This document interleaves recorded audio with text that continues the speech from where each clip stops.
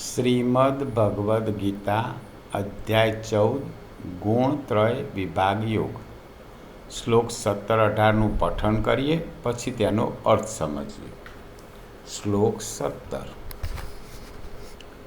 સત્વાत् સંજાયતે જ્ઞાનમ રજસો લોભ એવ ચ પ્રમાદ મોહો તમસો ભવતો જ્ઞાનમેવ ચ.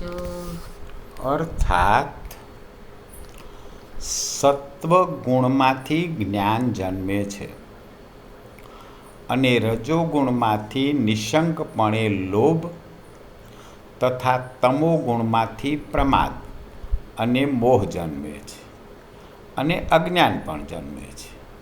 તો એ ભગવાન શ્રી કૃષ્ણ કહી રહ્યા છે કે સત્વગુણમાંથી જ્ઞાન જન્મે છે, જ્ઞાન વધે છે, જ્ઞાનની ઉત્પત્તિ થાય છે.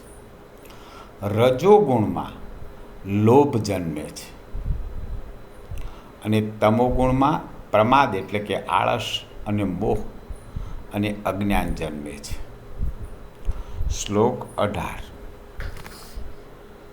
ઊર્ધ્વં ગચ્છન્તિ સત્વસ્થા મધ્યે તિષ્ઠન્તિ રાજસા જગન્ય ગુણવૃત્તિસ્થા અધો ગચ્છન્તિ તામસા. અર્થાત સત્વગુણમાં સ્થિત માણસો સ્વર્ગ આદિ ઉચ્ચ લોકોને પામે છે.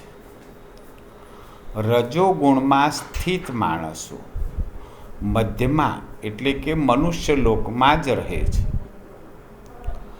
અને તમોગુણના કાર્ય એવા નિંદ્રા, પ્રમાદ, આળસ આદિમાં સ્થિત તામસી માણસો અધોગતિ એટલે કે જંતુ, પશુ આદિ નીચ યોનિઓ તેમજ નરકોને પામે છે.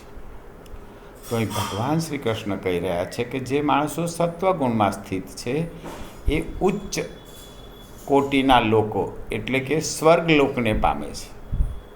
રજોગુણમાં સ્થિત છે એ મધ્યલોક એટલે કે મનુષ્ય લોકમાં જ રહે છે અને તમોગુણના જે લોકો છે, નિંદ્રા, પ્રમાદ, આળસમાં સ્થિત છે, એવા માણસો અધોગતિને પામે છે એટલે કે જંતુ, પશુ આદિ નીચ યોનિઓમાં જાય છે અથવા નરકને પામે છે.